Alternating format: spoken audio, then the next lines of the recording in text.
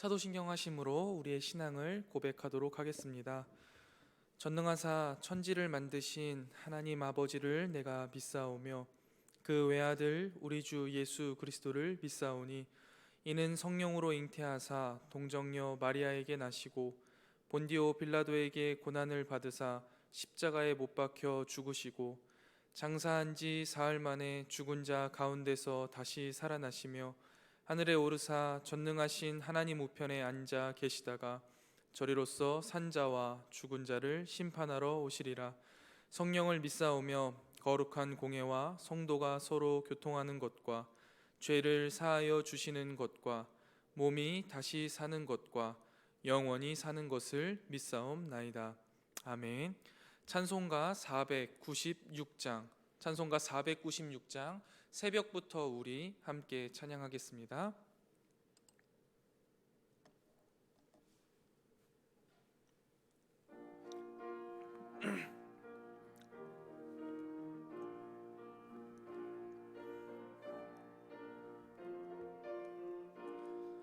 새벽부터 우리 사랑함으로써 저녁까지 씨를 뿌려봅시다. 열매 차차 익어 곡식 거둘 때에 기쁨으로 단을 거두리로다. 거두리로다. 거두리로다. 기쁨으로 단을 거두리로다. 거두리로다. 거두리로다. 기쁨으로 단을 거두리로다. 비가 오는 것과 바람 부는 것을 겁을 내지 말고 뿌려봅시다. 이를 맞춰놓고 곡식 거둘 때에 기쁨으로 단을 거두리로다. 거두리로다. 거두리로다. 기쁨으로 단을 거두리로다. 거두리로다. 거두리로다. 기쁨으로 단을 거두리로다.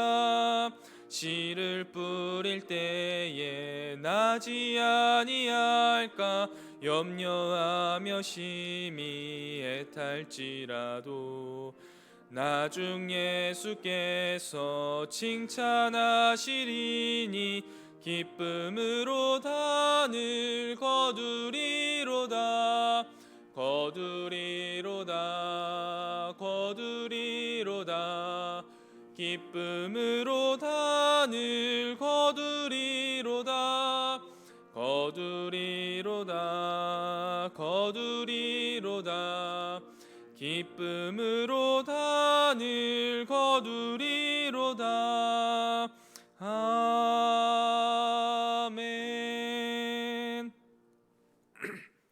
오늘 저와 여러분이 함께 보실 하나님의 말씀은 누가복음 10장 1절부터 16절까지의 말씀입니다. 누가복음 10장 1절부터 16절까지의 말씀을 제가 봉독하도록 하겠습니다. 누가복음 10장 1절부터 16절입니다.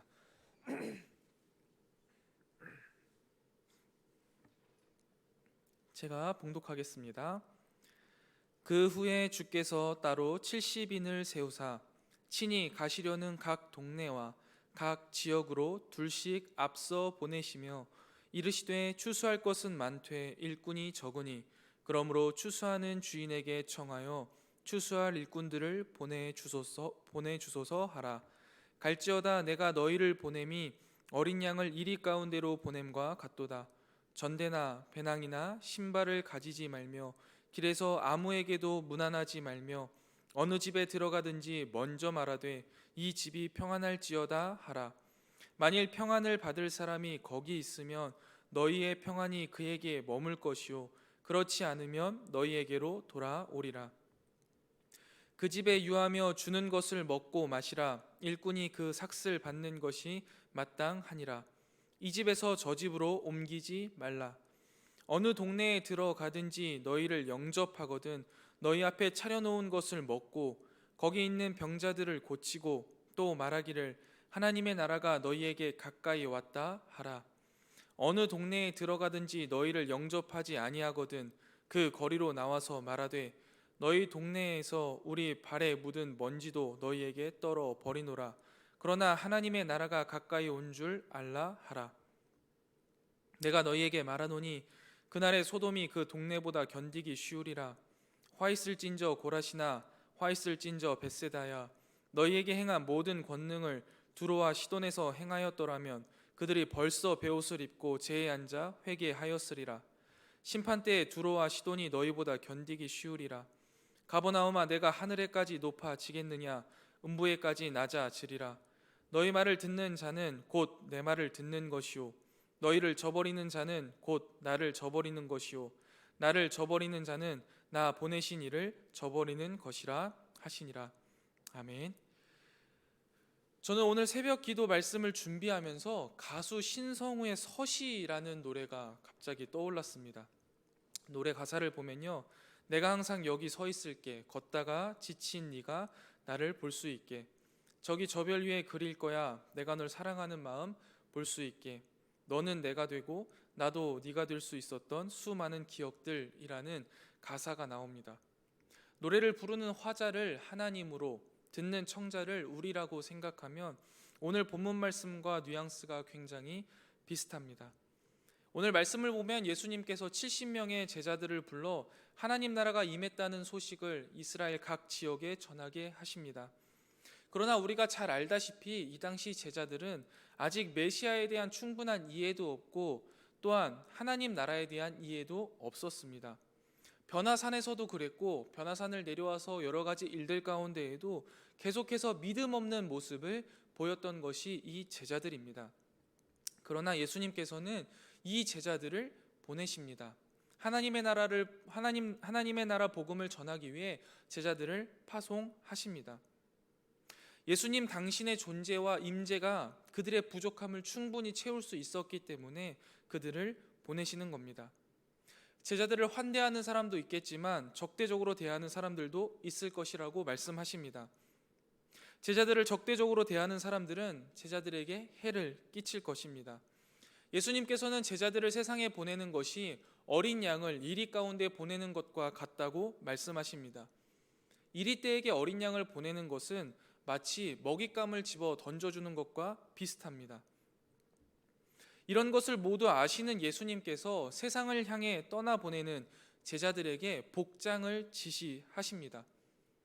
제가 만약에 예수님이라면 제가 제 제자들을 보낸다면 싸울 준비를 철저히 해라, 방어할 준비를 해라 하겠지만 예수님께서는 전대나 배낭이나 신발을 소유하지 말라고 말씀하십니다. 전대는요, 지갑 같은 겁니다. 여윳돈을 가지고 다닐 수 있도록 준비되는 거죠. 여행을 다니는데 여윳돈 없이 다니는 게 말이 됩니까? 또 배낭은요, 옷이나 음식물을 담고 다니는 것입니다. 멀리 여행을 가야 하는데 이것을 가져가지 말라 말합니다. 또 거친 팔레스타인 지역을 걸어 다닐 때 여분의 신발을 가지고 다니는 것은 당연한 일인데 그조차 챙기지 말라 말씀하십니다. 생존을 위해 필수적인 것조차 챙기지 말라 말씀하신 예수님은요, 그들에게 무엇을 말씀하고 계신 걸까요? 그들에게 하나님의 공급하심을 온전히 의지하라라고 말씀하시는 겁니다. 모든 것을 다 아시는 주님이 너희를 채울 거다라는 말씀이죠. 또한 파송된 제자들이 길에서 아무에게도 문안하지 말 것을 또 명령하십니다. 이 이야기를 들으면 열왕기 하에서 엘리사가 게하시에게 수넴 여인의 아들이 죽었을 때 얼른 가서 그 아이에게 이런 조치를 취해라 부탁하면서 말을 하는데요, 똑같이 말합니다. 길에서 사람을 만나도 인사하지 말고 인사를 받아도 대답하지 말라라고 말하는데요, 그때의 것을 기억하게 합니다. 즉 매우 급히 가라는 뜻으로 해석이 됩니다. 그 당시 고대 팔레스타인의 인사는요, 매우 많은 시간을 소비하게 하는 것이었습니다. 그렇기 때문에 시간적인 낭비를 피하고 사역을 충실히 감당하라는 뜻입니다.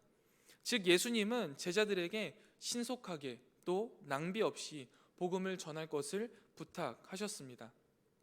그 다음으로 이제 제자들이 파송된 지역에 도착하면 어느 집에 도착하든지 가장 먼저 해야 할 일이 있었습니다. 그것은 바로 그 집의 평안을 빌어주는 것이었습니다. 여기서 말하는 집은요, 건물이 아니라 가정을 의미합니다. 평안은요, 건물에 임하는 것이 아니라 사람에게, 가정에게 임하는 것이기 때문이죠. 그 가정의 평안을 빌어주고 그 가정의 평안을 받을 만한 사람이 있으면 평안이 임할 것이고, 그렇지 않으면 평안이 제자들에게 돌아올 것이다 라고 말씀하십니다. 여기서 평안을 받을 사람은 제자들이 전한 그 평안, 곧 구원의 복음을 수용하는 사람을 가리킵니다. 평안은 메시아적 구원과 동의어인데, 바울은요 로마서 5장 1절에서 칭의의 결과로 평화를 이야기합니다. 칭의의 결과로 우리 가운데 평화가 임하게 된다는 것이죠. 즉 하나님과의 바른 관계의 회복은요, 우리를 평안에 거하게 한다는 것입니다. 그렇게 그 집에 유하면서 먹고 마시라고 이야기하면서 일꾼이 삭슬 받는 것이 당연하다라고 말씀하십니다. 일한 사람은 보상을 받는 것이 마땅하다는 것이죠. 그러나 반대로 환대가 부족하다고 해서, 대접이 부족하다고 해서 다른 집으로 가지 말라라고도 말씀하십니다.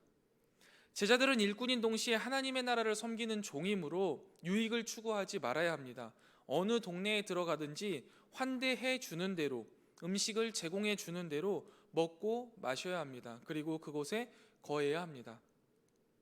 가정에서 섬김을 받는 제자들이 반드시 기억해야 할 점은 자신들이 그곳에 있는 목적이었습니다. 제자들은 환대의 정도에 따라서 사역을 계산하지 말고 그곳에서 병자들을 고치고 하나님 나라가 가까이 온 것, 즉 하나님 나라 복음을 전해야만 합니다. 그리고 반대로 이어서 하나님의 나라 도래를 전하는 제자들이 환영받지 못할 경우에 대해서도 이야기를 하시는데요. 그 경우에 좌절하지 마라, 낭망하지 마라 라고 말씀하십니다. 그리고 오히려 동네를 떠나면서 행동과 말로 그 동네 가운데 경고하라 라고 말씀하십니다. 그러면서 발에 묻은 먼지를 떨어버리고 하나님 나라가 가까이 온 사실을 경고하라, 선포하라 라고 말씀하시는데요.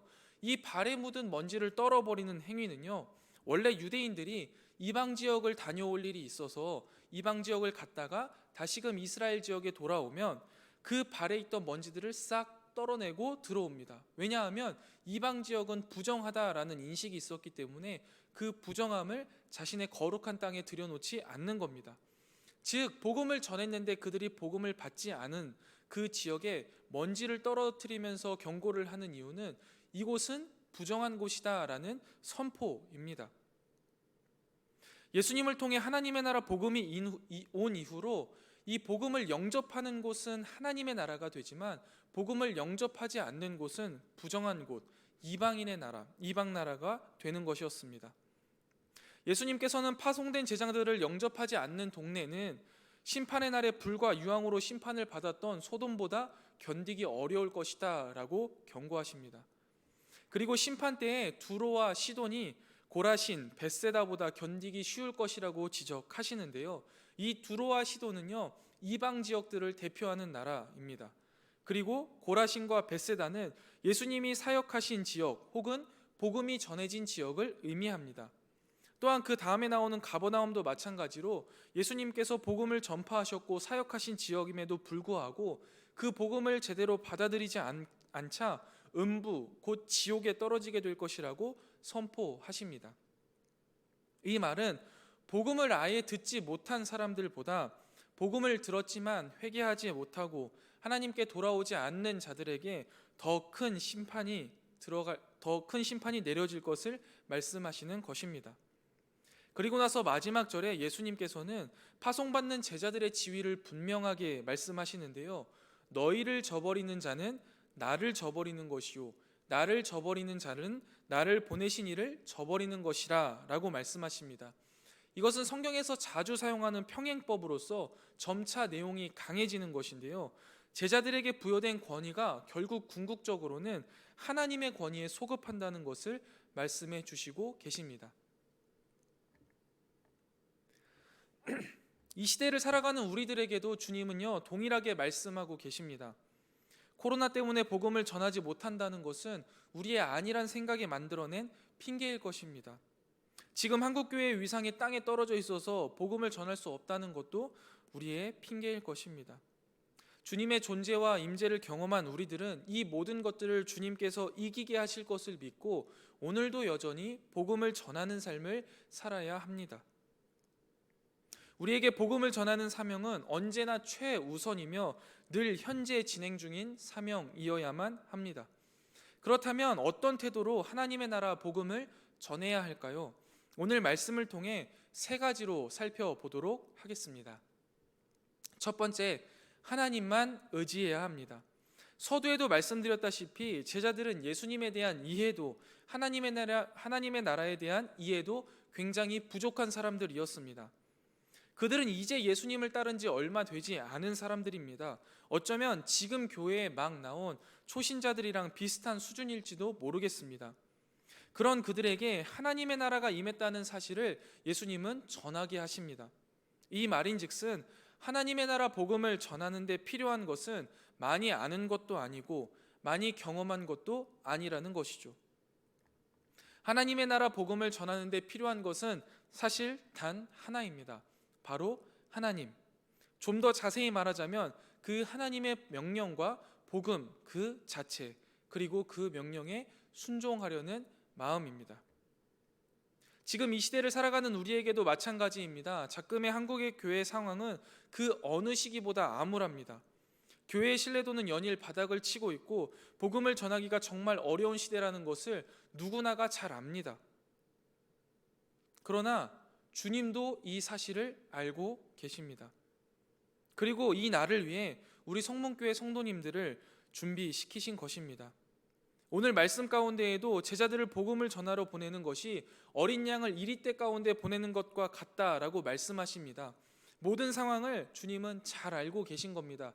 그리고 지금 이 상황이 얼마나 어려운지도 잘 알고 계십니다.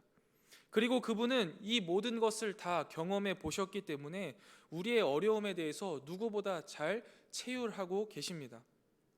그렇기 때문에 우리는 그 하나님만 의지해서 앞으로 한 걸음 한 걸음 나아가면 되는 것입니다. 어린 양으로 이리를 상대할 수 없으니 분명히 주님께서 도와주실 것입니다. 가진 것이 없을 때 채우시고 할 말이 필요할 때 말을 주실 것입니다.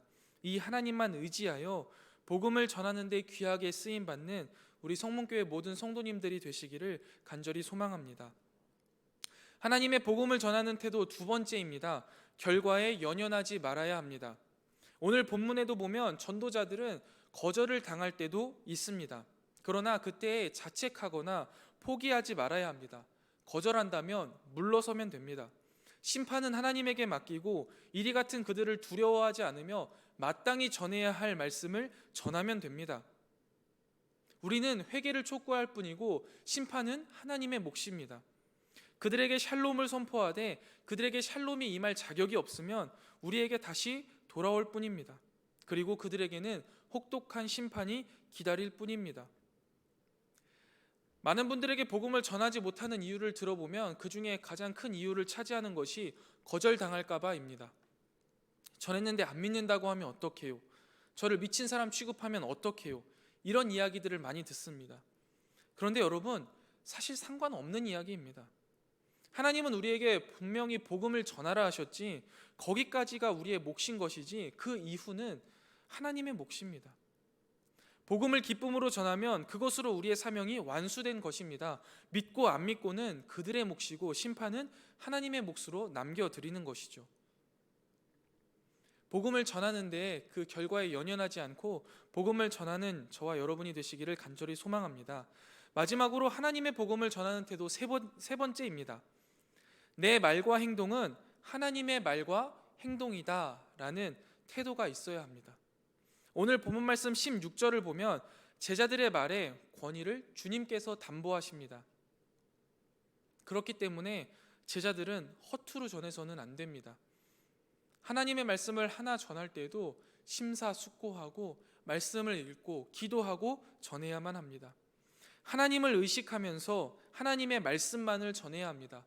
내가 전하고 싶은 것, 내가 개인적으로 경험한 것을 이야기해서는 안 되겠습니다. 그리고 받는 사람은 우리의 말을 사람의 말로 받아서도 안 되고 단순한 정보로 취급해서도 안 됩니다. 우리가 하나님의 복음을 전할 때 우리의 말은 순종하지 않으면 죽을 수도 있는 하나님의 조치로 여겨야만 합니다. 이 모든 것의 전제가 되어야 하는 것이 한 게 있는데요. 그게 뭐냐면 우리의 삶의 거룩함입니다. 우리의 말, 우리의 행동을 통해 하나님이 전달될 수 있도록 우리는 치열하게 우리의 삶 가운데 거룩을 살아내야만 합니다. 그런데 여러분, 오늘 말씀을요, 차근차근 종합해 보면 예수님께서 제자들을 파송하셨지만 사실상 예수님께서 가신 것을 알 수 있습니다. 그들이 하는 말은 예수님의 말씀이 되고 그들을 거절하는 것은 예수님을 거절하는 것이 됩니다. 오늘날의 증인인 교회도 예수님의 몸으로서 예수의 영이신 성령을 의지하여 언제 어디서나 증인으로서 주님의 추수에 참여해야만 합니다. 제가 몇 년 전에 저희 딸에게 처음으로 슈퍼에 가서 물건을 사오라고 한 적이 있습니다. 그렇게 딸아이를 보내고 나서 이제 초를 세기 시작했어요. 그래서 한 60초 정도 센 뒤에 바로 뒤따라 나갔습니다. 혹시 길을 잊어버리지는 않을까? 나쁜 사람이 해코지하지는 않을까? 노심초사하면서 그 뒤를 몰래 따라갔습니다. 아마 그 당시 그 주변에 있던 사람들은 저를 되게 이상한 사람 취급했을 겁니다. 이렇게 크고 깜찍한 사람이 무슨 영화에 나오는 미행하는 사람 마냥 차 뒤에 숨었다가 전봇대 뒤에 숨었다가 여기 숨었다가 막 왔다 갔다 분주하게 움직이는 것을 보았을 테니까요. 그리고 딸아이가 슈퍼에 들어가는 것을 보고 또 초를 세고 몰래 순식간에 그 슈퍼에 따라 들어갔습니다. 그리고 계속 기웃기웃 물건은 잘 골랐는지 또 계산은 잘 하는지 살펴보았습니다. 몰래 지켜봤어요. 그런데 아직 어려서 그런지 계산대 앞에 섰는데 계산을 하지 않고 계속 우물쭈물하는 거예요. 한 5분을 넘게 거기서 그러고 있더라고요. 근데 표정이 점점 울상이 되어가기 시작합니다. 이게 뭔가 잘못됐다는 것을 이제 제가 알게 된 거죠. 그래서 재빨리 옆에 있는 음료수를 하나 들고 가가지고, 야 진리야, 아빠가 음료수 시키는 걸 깜빡했다. 근데 아직 여기 있었네? 그러면서 이제 자연스럽게 딸아이에게 접근을 했어요. 그리고 나서 이제 계산하는 방법을 알려주고 차근차근 계산을 하도록 도와주었습니다. 그리고 가게를 나오는데 딸아이가 이렇게 저한테 이야기하는 거예요. 아빠 나 잘했지? 처음인데 잘했지? 이렇게 물어봅니다. 그래서 제가 그 말을 듣고 아이에게 뭐라고 했을까요? 너무 잘했다. 우리 딸 다 컸네. 다음에도 잘 부탁해. 이야기를 하고 이제 돌아왔습니다. 제가 저희 딸 아이에게 무언가를 사오라고 시킨 이유는요, 제가 저희 딸을 부려먹고 싶어서 그런 게 아니에요. 살아가면서 필요한 일이니까 가르쳐주고 싶어서 시킨 겁니다. 아직 그리고 어려서 잘하지 못한다는 사실을 잘 알기 때문에 혹여나 발생할 일들에 제가 조치하기 위하여서 그 딸 아이의 뒤를 쫓아갔습니다. 거기에다가 그냥 뒤쫓아가면은 제가 따라가고 있다는 것을 깨닫게 될 거고, 그럼 교육의 의미가 없으니까 이 등치를 막 숨겨가면서 나름 분주하게 그 뒤를 쫓아갔던 겁니다. 제가 그냥 가서 사오면 5분도 안 걸리는 일이에요. 그런데 20-30분이 넘게 걸렸습니다. 이렇게 비생산적인 일도 사실 없습니다. 그러나 이런 경험이 하나하나 쌓여서 제가 없어도 제 딸은 필요한 것을 살 수 있고, 뿐만 아니라 이런 식으로 인생을 살아가는 많은 경험들을 쌓아갈 수 있게 도와줄 수 있어서 제게는 이러한 일들이 가장 큰 기쁨입니다. 하나님이 우리에게 복음을 전하라고 부탁하신 것, 하나님이 못하셔서 부탁하셨을까요? 하나님이 하기 싫은 일을 저희에게 부탁하셨을까요? 결코 아닙니다. 그 일이, 복음을 전하는 일이 우리에게 꼭 필요한 일이니까, 성도로서 살아가는데 꼭 필요한 일이니까 부탁하신 겁니다. 그리고 나 몰라라 하실까요? 너희는 전해라, 난 거기까지다, 이렇게 말씀하실까요? 전혀 아닙니다. 제가 제 딸아이를 살핀 것과는 비교도 안 되게 하나님은 우리를 불꽃 같은 눈동자로 살펴보고 계십니다. 그리고 저희의 모든 상황들을 다 조율하고 계십니다. 하나님은 우리의 아버지이시니까요.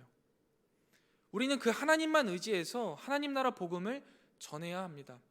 단순히 전도지를 들고 나가 예수님 믿으세요, 예수님 믿으세요 하자는 말이 아닙니다.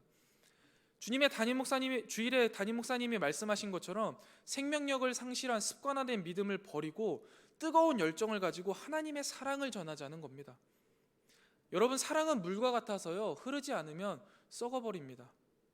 그러나 사랑이 흐를 때는요, 흐르는 곳마다 아름다운 생명력들이 가득 차게 됩니다. 그리고 열매가 맺히게 됩니다.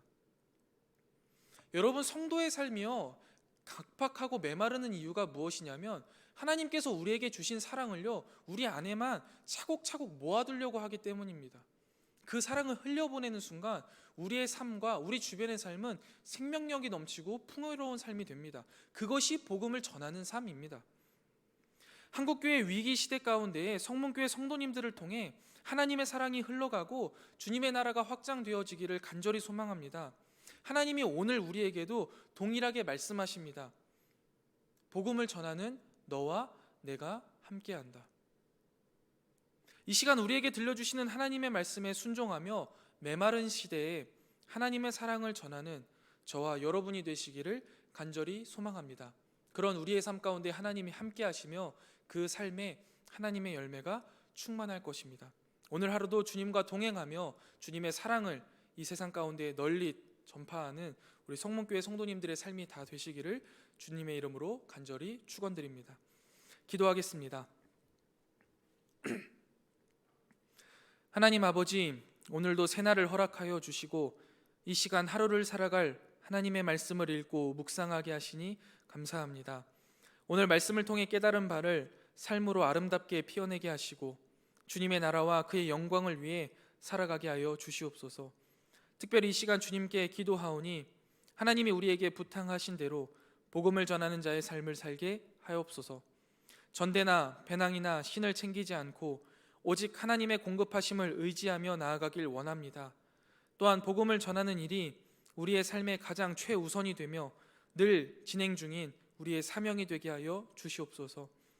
한국교회의 위기 가운데 우리 성문교회 성도들이 하나님께 받은 사랑을 흘려보내게 하시고 그 사랑이 흐르는 곳곳마다 주님의 생명력이 넘치게 하시고 아름다운 열매들이 맺히게 하여 주시옵소서.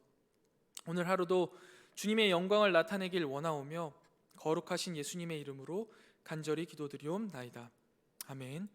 하늘에 계신 우리 아버지여, 이름이 거룩히 여김을 받으시오며 나라에 임하옵시며 뜻이 하늘에서 이룬 것 같이 땅에서도 이루어지이다.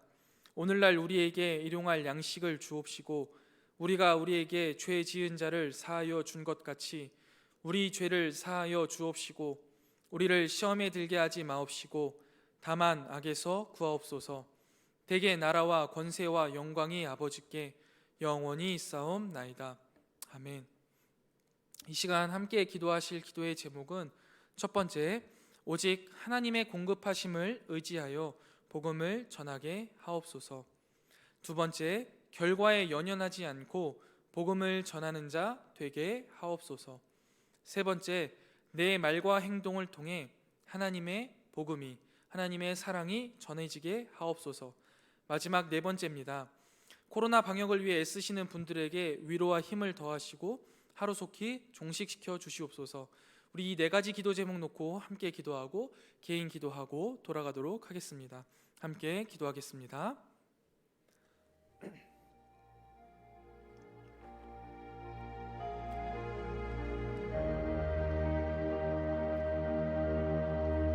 하나님 아버지, 오늘도 주의 말씀을 묵상하고 그 가운데 나에게 하시는 말씀을 깨닫게 하시니 감사합니다. 깨달은 바대로 순종하며 살아갈 수 있도록 주님 믿음을 더하여 주시옵소서. 주님, 우리가 주님의 복음을 전하는 사명을 부여받았음에도 불구하고 소심하고 소극적인 마음으로 주저앉아 있지는 않았는지 우리의 삶을 되돌아봅니다. 주여, 주님께서 우리를 사랑하셔서 주의 복음을 전하는 자로 불러주셨사오니 우리가 오직 하나님의 공급하심을 의지하여 주의 복음을 전하게 하옵소서. 나의 미래나 나의 안전을 준비한다는 이유로 전대와 배낭과 신발을 챙기다 주님의 복음을 전하는 일에 소홀히 하지는 않았는지요. 오직 주님의 공급하심을 의지하며 속히 주의 나라가 우리 가운데 임했음을 세상 가운데 전하는 자들이 되도록 우리의 영을 일깨워 주시옵소서. 주님께서 우리에게 명하신 대로 복음을 전하면서 때때로 당하는 반대와 핍박에 주눅들지 않게 하여 주시고 낙심하거나 낭망하지 않게 하여 주시옵소서. 우리의 수고가 열매로 맺혀지지 않는 것 같아 낙심하지 않게 하여 주시옵소서. 우리에게 주님이 맡겨주신 것이 오직 복음을 전하는 것임을 기억하며 맡겨진 사명에 최선을 다하고 이유는 주님께 온전히 맡겨드리는 성숙한 믿음의 삶을 살게 하여 주시옵소서. 주여, 우리를 세상으로 보내시면서 우리에게 능력과 권세를 더하여 주시니 감사합니다. 나의 말이 주의 말이요 나의 행동이 주의 행동이 될 수 있도록, 나의 삶을 거룩으로 나타낼 수 있도록 나의 삶 가운데에 주님 거룩함과 경건함을 더하여 주시옵소서. 우리가 주님의 복음을 전하는 일에 전심전력할 수 있도록 도와주시고 말 하나, 행동 하나하나를 주님을 생각하며 할 수 있는 작은 예수로 이 땅 가운데 살아가는 우리가 될 수 있도록 인도하여 주시옵소서. 주님, 코로나로 인하여서 전 세계가 신음하는 가운데 있습니다. 코로나 바이러스로 인해 직장이 없어지고 가정이 무너지고 삶이 붕괴되고 있습니다. 주여, 우리의 죄악을 용서하여 주시고 이 땅을 고쳐 주시옵소서. 하루속히 코로나 바이러스를 종식시켜 주옵시고 우리의 일터와 가정과 삶을 온전히 회복시켜 주시옵소서. 또한 주여, 간절히 바라옵기는 우리의 예배를 온전히 회복시켜 주시옵소서. 하나님께서 우리를 그동안 얼마나 사랑하여 주셨는지, 우리가 함께 모여 찬양하고 기도하고 말씀을 듣는 일이 얼마나 소중한 일이었는지 다시금 깨닫게 되었습니다. 우리가 그동안 소홀했던 예배에 대한 태도와 마음을 철저히 회개하오니 주님, 우리 가운데 다시금 기쁨의 날 주님 앞에 모여 함께 찬양할 날을 허락하여 주시옵소서. 특별히 코로나 방역을 위하여서 애쓰시는 많은 분들이 계십니다. 이분들에게 위로와 힘을 더하여 주셔서 지치지 않게 하여 주시고 낙심하지 않게 하여 주시옵소서. 주여, 이들의 영혼과 육신을 붙들어 주시옵소서. 이 새벽 주님의 앞에 나와 간절히 기도를 하려는 사랑하는 주님의 백성들의 기도를 주여 들으시고 그 기도에 감히 우리가 상상하지 못한 방법으로 선히 역사하여 주시기를 소원합니다. 병마와 싸우며 기도하는 성도들의 기도에 여호와 라파로 응답하여 주시고 갈 길을 몰라 주께 기도하는 성도들에게 발의 등이 되어 주시며 주님을 간절히 찾고 부르짖는 자들에게 주여 주님의 따스한 손길을 내밀어 주시옵소서. 오늘 하루도 주의 영광을 드러내며 주와 동행하는